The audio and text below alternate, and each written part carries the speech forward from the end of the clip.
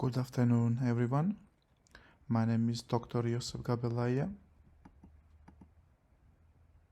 and I am sharing a research article titled as The Impact of Multilingualism on Hiring Practices in Corporate World in the Context of Corporate Slavery, a Mixed Methodology Approach. And co-author of this research article is David HOPFER, who is my research assistant. Outline for this presentation is introduction, literature review, research methodology, research findings, and conclusion.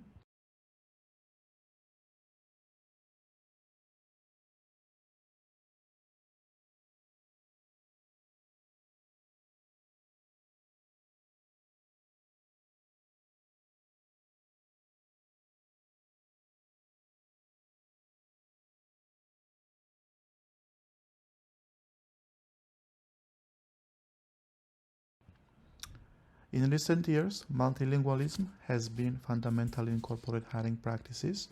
However, there is a limited knowledge of how it is perceived in the context of practices in the context of corporate slavery. Corporate hiring practices are fundamental to finding, attracting, and hiring new employees in today's competitive marketplace. Hiring practices allow corporations to reevaluate existing job descriptions, conduct structured interviews, and evaluate offer as positive candidate expenses corporate. In one of the major global reports is language spoken, native language, or multilingual status included as a demographic variable. The publicly available data focuses on count, how many, type of the exploitation, forced labor versus forced marriage, private versus state versus tax rate, age, gender, stage, adult, regional country, but not online linguistics or cultural background.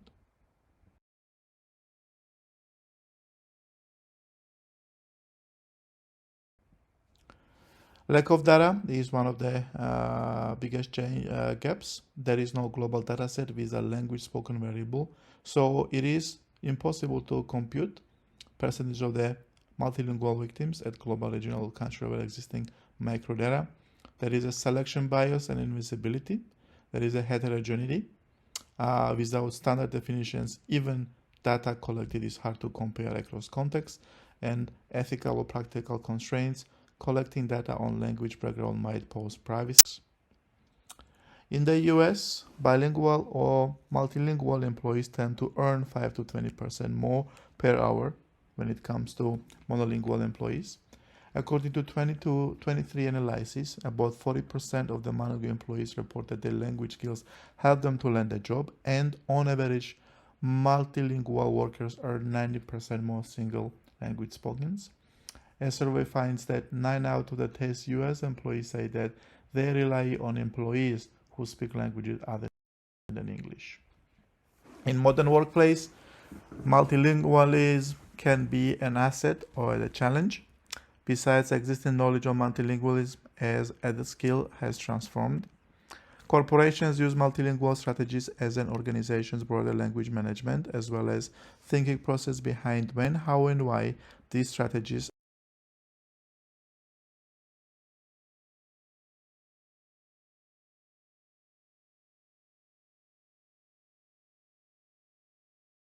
are used. Research shows that organizations operate globally view the hidden business superpower. Multilingual workforces facilitate smoother market entry, build stronger relationships with clients, and support deeper cultural understanding, and all of them are crucial for global expansion. Employees with multilingual skills often show enhanced cognitive and interpersonal capacities, such as greater flexibility, improved problem-solving traits, etc. Today, language proficiency operates simultaneously as a human capital. Moreover, in the global markets, linguistic competencies can improve employability while also supporting power asymmetries. And furthermore, there is no global competencies has led the design of the new study programs that highlight attribute employees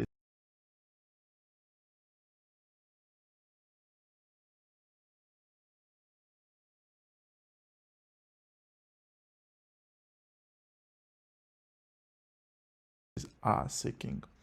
In this research, we explored the role of the multilingualism in shaping modern hiring practices within corporations in context of corporate dependency labor exploitation, and we used the mixed method methodology. We also tried to look on the existing quantitative data, and based on that, we were able to develop an interview and a survey study.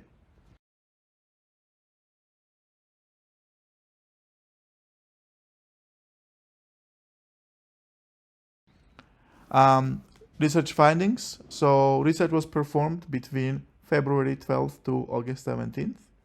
Before data was analyzed, we performed the accuracy and reliability tests. So Qualtrics software had originally 411 cases, which later on was cleaned and checked, and then we have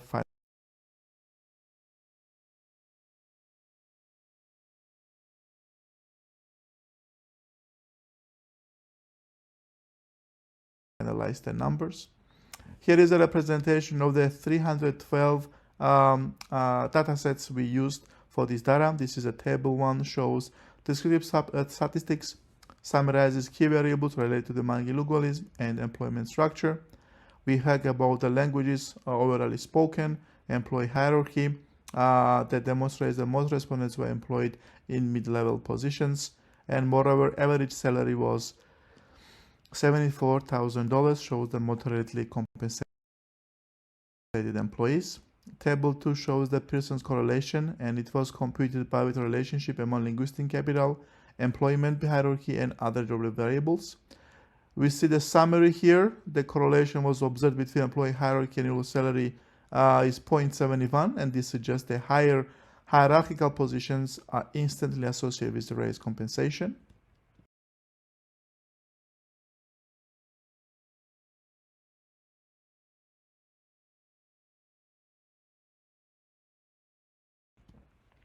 Here is a multiple regression analysis.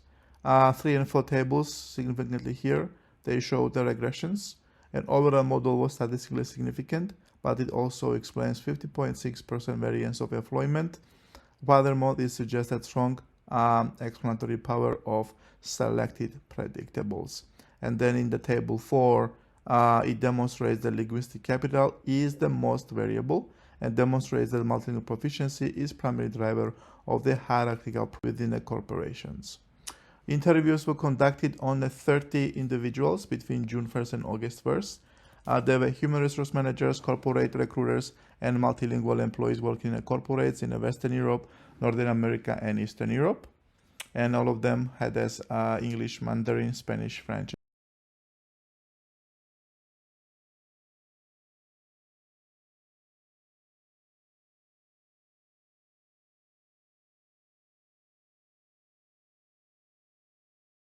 and German and English.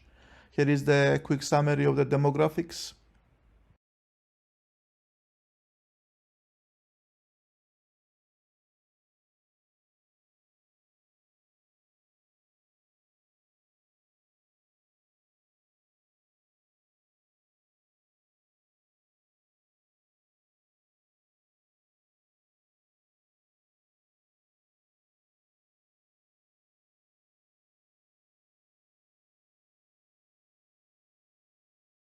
And here is the patterns that we see. So linguistic commoditization, disciplinary power, dependency, and inclusion paradox. And then they were broken in the sub-themes. And then we see the en vivo themes and percentages in there.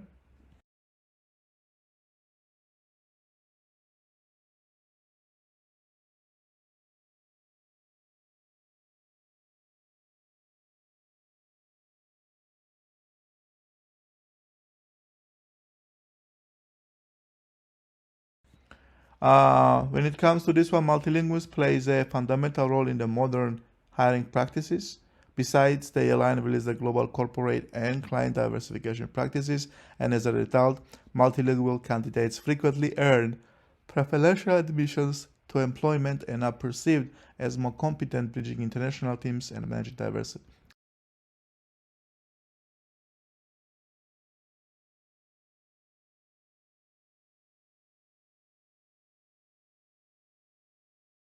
Stakeholders.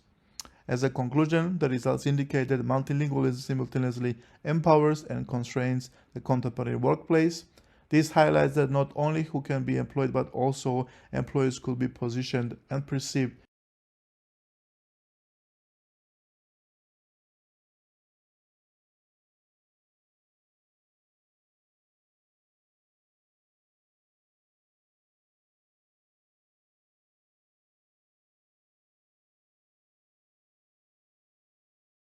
within a corporate hierarchy. Quantitative results demonstrated a significant positive correlation between multilingual proficiency and employability. Qualitative proof revealed that lived experiences well showed undervaluation, identity commodification among multilingual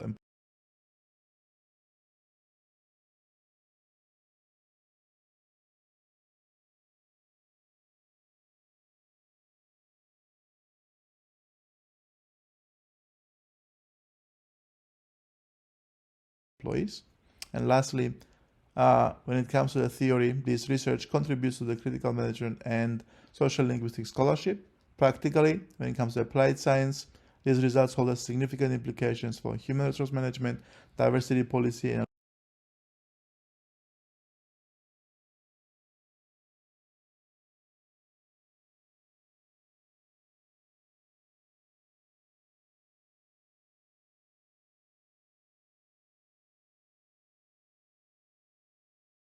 organizational ethics.